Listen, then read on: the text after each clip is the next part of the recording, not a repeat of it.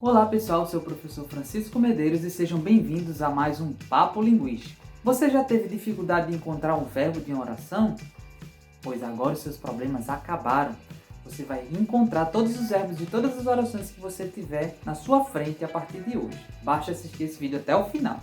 Se você quer fazer isso, então vai se inscrevendo aí no canal para saber muito mais coisas que eu vou contar aqui para vocês. Vai correndo, vai correndo. No vídeo anterior eu falei para vocês sobre substantivos. Eu falei que essa classe de palavra tem uma estrutura que ela obedece para poder ser formada. E é por conta dessa estrutura que nós identificamos os substantivos, além de outras questões. Assim como o substantivo, os verbos também são facilmente identificáveis por conta de algumas marcas que eles apresentam que são diferentes das outras classes de palavras. E é isso que a gente vai ver aqui como uma das características que faz com que a gente consiga identificar os verbos muito facilmente nas orações. Então roda a vinheta aí e vamos começar!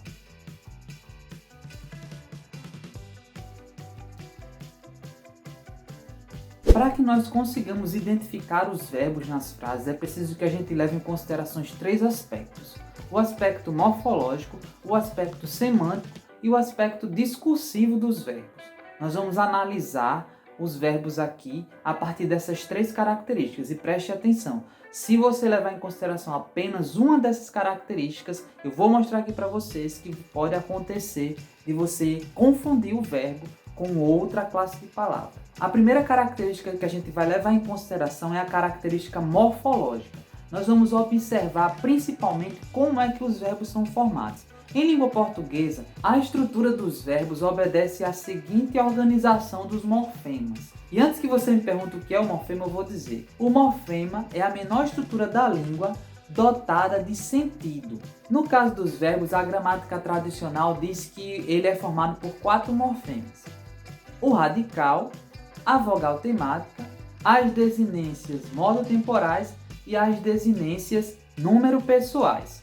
Então a estrutura do verbo vai ser basicamente essa. Primeiro você tem o radical, depois a vogal temática, depois as desinências modo-temporais e por último as desinências número-pessoais.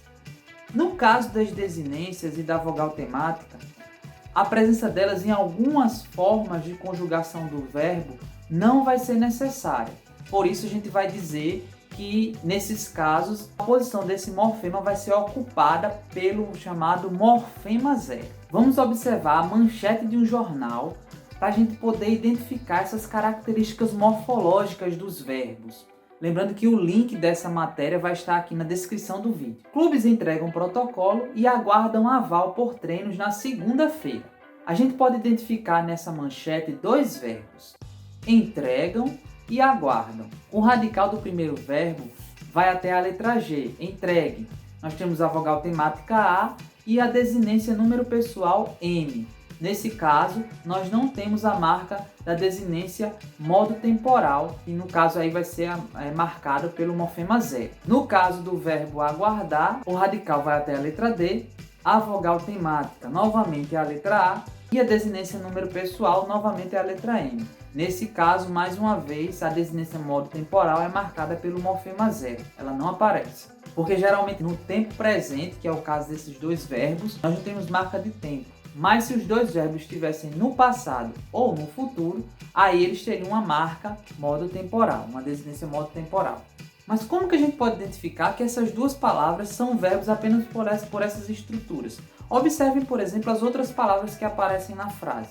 Nenhuma delas pode ser colocada no passado ou no futuro, ou seja, elas não vão apresentar nenhuma marca que indiquem uma noção de tempo. Essa noção de tempo só pode ser aplicada aos verbos. Para ficar claro isso para você, vamos fazer aqui uma comparação entre os verbos e os substantivos.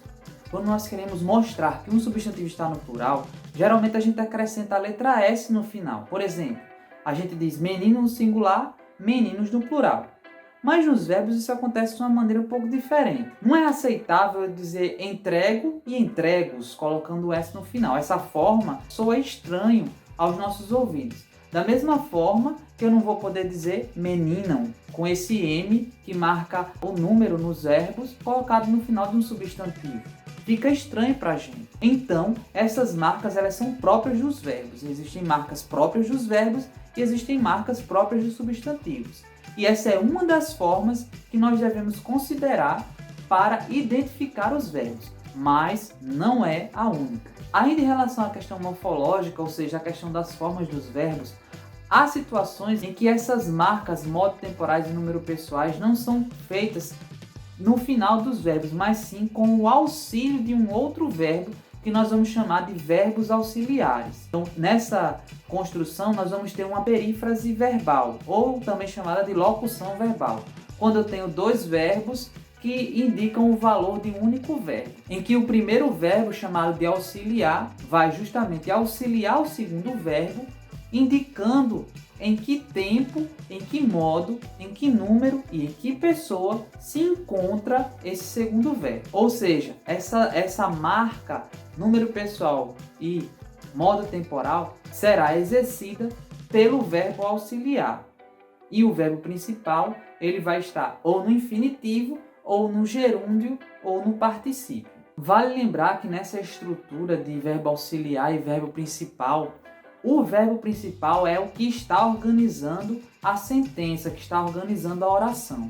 A gente tem que lembrar também que o verbo ele é a palavra que organiza toda a oração. Mesmo que ele venha acompanhado de um verbo auxiliar, ele é que vai ser o centro da oração. Vamos observar o seguinte exemplo. Clientes para shopping podem comprar online o presente do Dia dos Namorados. Veja que nessa oração há uma perífrase verbal ou locução verbal formada pelos verbos poder e comprar, no qual o verbo comprar organiza a oração e o verbo poder auxilia o verbo comprar, indicando em que tempo e modo ele se encontra e que número e pessoa ele também está. Mas aí você pode me perguntar, Francisco, mas se o verbo auxiliar que concorda com o sujeito, como é que o verbo comprar está organizando a frase? Nós vamos descobrir aí que o sujeito dessa frase é clientes praia shopping, cujo núcleo é clientes.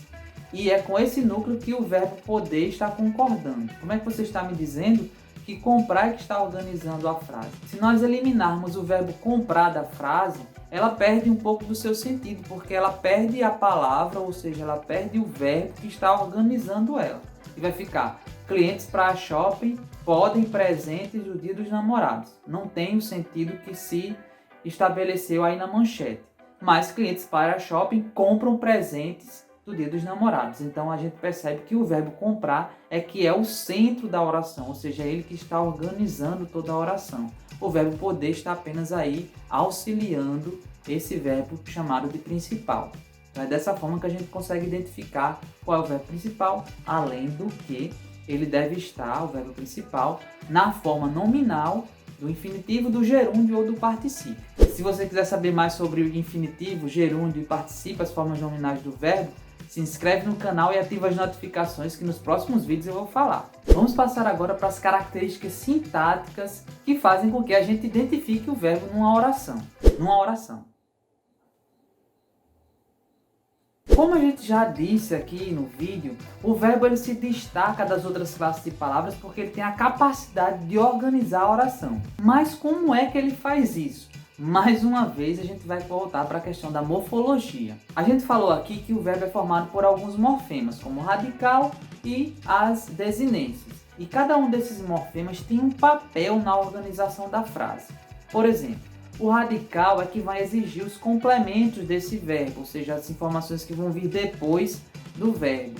E as desinências é que vão exigir o sujeito que vai aparecer nessa oração. A gente tem que lembrar aqui também como é que se organiza uma oração em língua portuguesa. Nós vamos ter à esquerda do verbo o seu sujeito e à direita dele os seus complementos.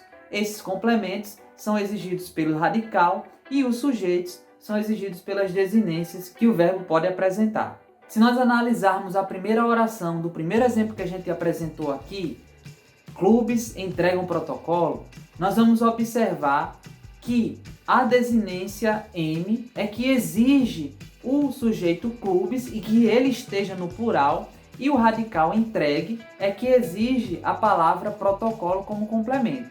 Porque toda pessoa que entrega, entrega algo. Então, esse verbo, ele exige duas informações, um sujeito e um complemento. E essas informações, elas são exigidas por esses dois morfemas, o radical e a desinência do verbo. Essa propriedade que o verbo tem de selecionar sujeitos e complementos, nós chamamos de transitividade verbal. Mas isso é um assunto para um próximo vídeo. Então, se você quiser saber disso aí, coloca aí nos comentários e pede para eu gravar esse vídeo que eu gravo para vocês. E não esquece de ativar as notificações para receber o aviso quando eu postar esse vídeo. A gente vai deixar esse estudo da transitividade para um próximo vídeo, que com certeza você vai querer assistir. E ainda falta a questão semântica. Quando a gente pega qualquer gramática de língua portuguesa, uma gramática tradicional, ela vai dizer que o verbo é uma palavra que indica ação, estado ou fenômeno da natureza. Mas se a gente levar apenas isso em consideração, a gente pode confundir outras classes de palavras com verbo. Por exemplo, se a gente pegar o substantivo luta, que é uma ação, a gente pode confundi-lo com o verbo lutar. Se a gente pegar o adjetivo triste, que é um estado, a gente pode pensar que é um verbo.